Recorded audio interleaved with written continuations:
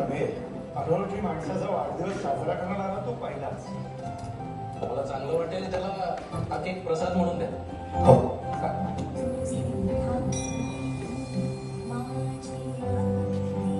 ये अर्पिता. गणपती बाप्पा मोरया.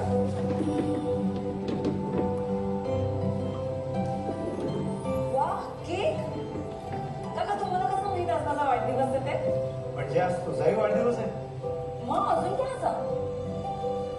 माहित नाही. माहित नाही. असाच कायम सोबत राहा.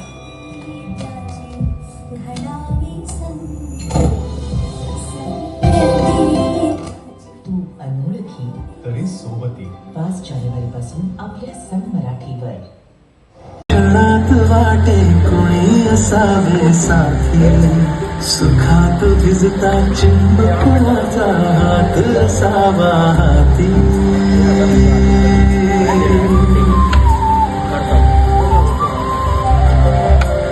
आनंदाच्या क्षणात वाटे कोणी असावे साथी. मुळात खाष्ट भांडखोर अशी करशील का, तर मला ते खूप चॅलेंजिंग वाटलं. कारण का आतापर्यंत मी अशी खूप सॉफ्ट आई, अशी खूप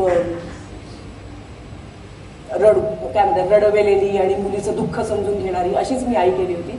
आणि यात मला रडायचं नव्हतं तर समोरच्याला रडवायचं होतं.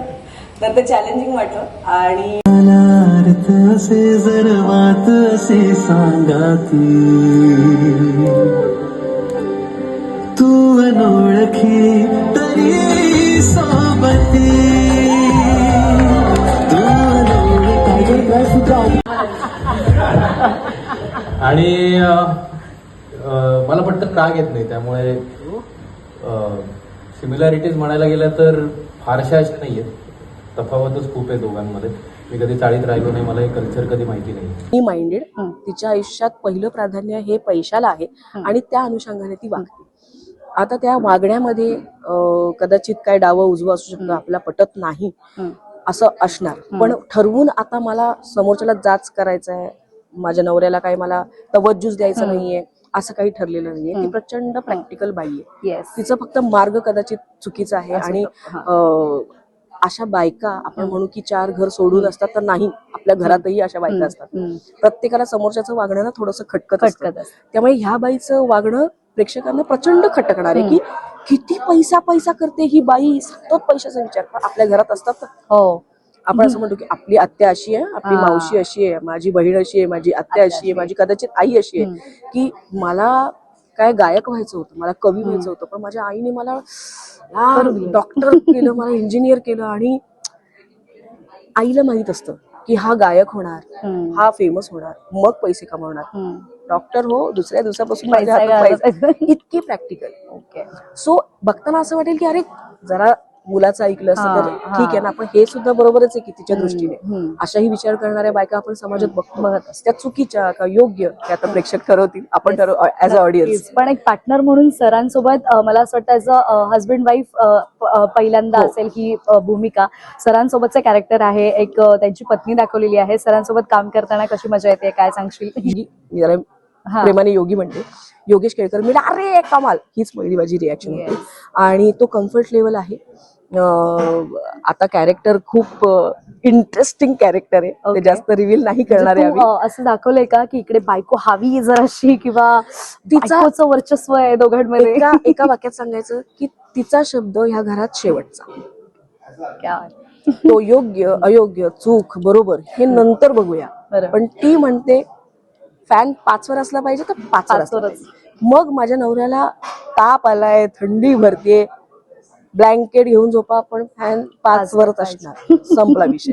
म्हणजे ह्याच्यावरून लक्षात येईल की काय काय असणार होणार एकंदरीतच. त्यामुळे कॅरेक्टर ह्याचं खूपच इंटरेस्टिंग आहे आणि तेवढंच कठीण पण आहे, ते कळेलच. आणि ह्याला खूप सिंपती मिळणार आहे. मी तुझ्या वतीने खूप बोलतेय, पण जेव्हा आम्ही सीन करत असतो ना तेव्हा आमचं असं होतं की अरे अरे खूप सिंपती मिळणार, इनोसेंट. आणि प्रत्येक नवरा म्हणणारे हा मी आहे, हा मी आहे. येस. म्हणजे लोक म्हणतील, म्हणजे दाद देतील, म्हणतात ना की अरे ज्यादा रो मत नाही तर गब्बर आ जाएगा. मी या घरातला राजेंद्र आहे ग, या घरातला राजेंद्र आहे मी, असं म्हणतील लोक. असं कॅरेक्टर क्या आहे. बात आहे. नक्कीच तुमच्याकडे येईन. तर अर्थातच आपल्या आत्ताच काही वेळापूर्वी तुम्ही सांगितलं सर की तुम्ही नेहमीच मुलीच्या बाबांची भूमिका आतापर्यंत निभावलेली आहे, पण आता हे मुलाचा एक हिरोचा बाबा असं तुम्ही दाखवलंय. तर हे कॅरेक्टर आणि सोबत ताई आहे, आणि कसं वाटतंय, काय सांगाल? नाही, सगळ्यात पहिल्यांदा तर मला मी मंग्या बरोबर म्हणजे हेमांगी बरोबर, जसं ती मला मंग्या, योगी क्या म्हणते बात आहे, तसं तसं मी तिला मंग्या. मंग्या म्हणतो. कारण आम्ही Yes. आता आठवतही नाहीये इतके ओळखीचे आहोत. Yes. येतो आम्ही एकमेकांना. आम्ही कळलोय एकमेकांना, हा. आम्ही येतो एकमेकांना, कारण आम्ही अगदीच 92-93 सालापासूनचे फ्रेंड्स आहोत. आणि ज्या वेळेला हे कास्टिंग होत होतं त्यावेळेला मला जेव्हा कळलं की मंग्याचं कास्टिंग फायनल झालंय, त्यावेळेला माझ्या इतका आनंदी या युनिटमध्ये कोणी नसेल. क्या बात आहे. कारण सगळ्यात महत्वाचं म्हणजे जसं आता हेमांगी मॅडमनी सांगितलं की खूप चॅलेंजिंग कॅरेक्टर आहे हे, तर खरंच आहे. कारण तसं बघायला गेलं तर टेलिव्हिजन इंडस्ट्रीमध्ये माझी एक ख्याती आहे की या माणसाला तुम्ही डायलॉग कॉपी नाही दिलीत तरी चालते, हा माणूस डायलॉग्स बोलतो. आणि चॅलेंजिंग हेच आहे या मालिकेमध्ये मला, की या मालिकेत मला बोलायचं नाहीये. ते कॅरेक्टर मुख नाहीये. म्हणजे हे जे पात्र आहे हे मूक नाहीये, पण काही गोष्टींमुळे अर्थात त्याची उकल हळूहळू मालिका पुढे सरकेल त्यावेळेला होईल, पण तो बोलत नाहीये. त्यांनी स्वतःला शिक्षा करून घेतली न बोलण्याची.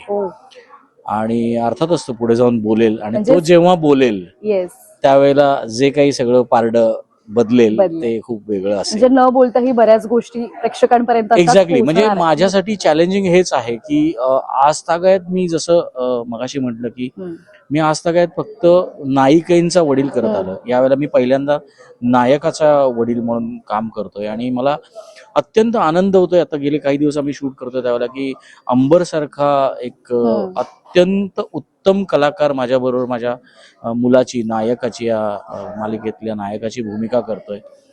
आणि कालच आम्ही एक सीन शूट केलाय ज्याच्यामध्ये नायकाच्या तोंडी एक वाक्य आहे की बाबा तुम्ही कधीच काही बोलत नाही पण खूप बोलता. वा. आणि सीन करताना इतकी मजा आली आम्हाला दोघांना की जे काही आहे माझं सगळं ते त्या मुलावरती प्रचंड प्रेम आहे, नायकावरती. आणि निलांबरी पुढे सगळंच घर झुकलेलं आहे, तसा हाही झुकलेलाच आहे, पण खूप मजा येते. आणि नायकाचा बाप करताना खरंच खूप आनंद वाटतं, खूप वेगळं वाटतंय. कारण जवळपास माझ्या 12 ते 13 नायिका मुली होऊन गेल्या आहेत. मी त्यातल्या 9 जणींची तर लग्नच लावली आहेत मालिकेत. म्हणजे मी गमतीने म्हणतो पण की जेव्हा हिरो हिरोईनचं लग्न मालिकेत असतं त्यावेळेला अरे गुरुजी नसला तरी चालेल मी लावीन, कारण मी 9 लग्न लावली आहेत आतापर्यंत. त्याच्यामुळे कन्यादान वगैरे मी सगळं केलेलं आहे. आणि मेन म्हणजे आयरिश प्रोडक्शन्स, म्हणजे सगळ्यात महत्वाची गोष्ट आयरिश प्रोडक्शन्सचा मी खूप जुना मेंबर आहे, आणि आमची फॅमिली मेंबर म्हणून मी मेंबर म्हटलं, कलाकार न म्हणता. It's a family Irish. आणि सगळ्यात आनंदाची गोष्ट हीच आहे की मी मंग्याबरोबर काम करतोय. येस.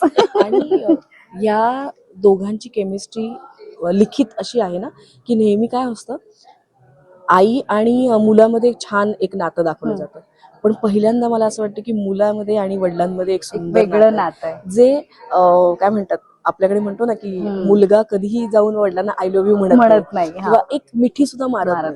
मुलगी जाऊन मारेल, मुलगा आईला जाऊन मिठी मारेल किंवा काय लाड करेल तिचे, पण वडिलांकडे जात नाही. पण हे इतकं बोलताना मला अंगावर काटा आला की हे कॅरेक्टर आहे. आणि ते ह्या दोघांचे सीन बघताना सुद्धा आम्हाला प्रेक्षक होतो, आम्ही सेटवर आम्ही प्रेक्षक होतो, आणि या दोघांचं रिलेशन इतकं कमाल दाखवलेलं आहे, आणि जे खूप वेगळं आहे. ह्या सिरियलचा USP मला वाटतं ह्या दोघांचं नातं. म्हणजे एकंदरीत काय की मम्माज बॉय आणि डॅडीज प्रिन्सेस गर्ल असं ते जे एक समीकरण आहे ते कुठेतरी यामुळे मोडीत नाही, पण दिसू शकतं की वेगळं नाही, काही एक असं पण मुलाचं आहे, बापाचं रिलेशन असंही असू शकतं. येस. ओके. खूप शुभेच्छा आहेत तुम्हाला दोघांनाही Thank you. आणि सगळ्याच टीमला. पण जाता जाता जसं की मालिकेचं नावच आहे की तू अनोळखी तरी सोबती, तसं तुमच्याही आयुष्यामध्ये कोणी ना प्रत्येकाच्या आयुष्यामध्ये एक सोबती असा असतो, एक अनोळखी होऊन भेटलेला व्यक्ती पण तो आयुष्याचा सोबती झालेला असतो. असं तुमच्या दोघांच्या आयुष्यातला सोबती कोणी? ताई पहिली.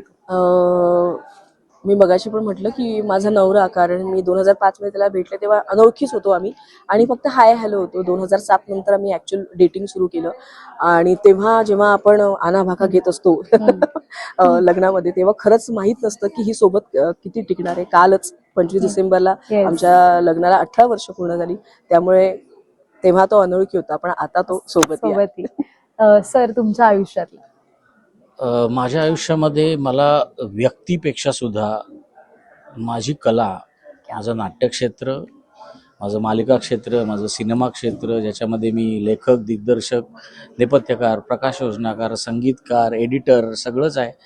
ही कला ही एकेकाळी अनोळखी होती, अगदी 7वी-8वीत होतो तोपर्यंत. पण जसं 8वी नंतर ही कला माझ्या आयुष्यामध्ये आली तेव्हा अनोळखी होती, पण ती आता कायमची सोबती झाली आहे माझी. क्या बात आहे. आणि असं खूप काय म्हणतात अलंकारिक वाटेल, पण प्रत्येक भूमिका ही अनोळखीच असते अनोळखी. आणि तीच आपल्याला सोबत करत असते. येस, क्या बात आहे. खूप खूप वेगळं आणि छान उत्तर आहे आणि तुमच्या दोघांनाही खूप शुभेच्छा. प्रेक्षकांना काय आवाहन? एवढंच की आमच्यावर, ह्या देशमाने आणि पुरोहित परिवारावर प्रचंड प्रेम करा. 5 जानेवारीपासून तुम्ही ते कराल आणि रोज तुम्हाला उत्सुकता लागून राहील की कधी 9 वाजतायत आणि कधी आम्ही यांच्या घरात जातोय. क्या बात आहे. Thank you so much. Thank you so much.